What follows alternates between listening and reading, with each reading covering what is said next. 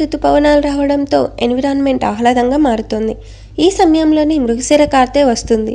రోళ్లు పగలగొట్టే రోహిణి కార్తె తర్వాత మృగశిర వస్తుంది. మృగశిరకు సంబంధించి మన వాళ్ళు పలు రకాల జాతీయాలు చెబుతారు. మృగశిరలో ముంగిళ్ళు చల్లబడతాయి. మృగశిరలో కురిసే వర్షానికి ముసలెద్దు కూడా రంకెలేస్తుంది. మృగశిర వర్షిస్తే ముఖం గర్జిస్తుంది. మృగశిర కురిస్తే ముంగాలి పండుతుంది. మృగశిర చిందిస్తే 5 కార్తెలు వర్షిస్తాయి. మృగశిరలో పెట్టే పైరు మీసకట్టుకు వచ్చిన కొడుకు మేలు చేస్తారు. జూన్ 8న వచ్చిన మృగశిర 15 రోజుల పాటు ఉంటుంది. మృగశిర కార్తె ప్రారంభంలో చేపలు ఎక్కువ తింటూ ఉంటారు. ఇది ప్రాచీన యుగం నుంచి వస్తున్న అలవాటు. ఇలా ఎందుకు చేస్తారో తెలుసుకుందాం. మృగశిరకు ముందు రోహిణి కార్తెలో భయంకరమైన ఎండలు ఉంటాయి. ఒక్కసారిగా మృగశిరలో ఎండలు పోయి చల్లటి వాతావరణం వస్తుంది. ఒక్కసారిగా వచ్చే ఈ మార్పును తట్టుకోలేక జలుబు లాంటి సమస్యలు వస్తాయి. చేపలను తింటే శరీర ఉష్ణోగ్రత పెరుగుతుంది. అందువల్ల మృగశిరలో చల్లబడిన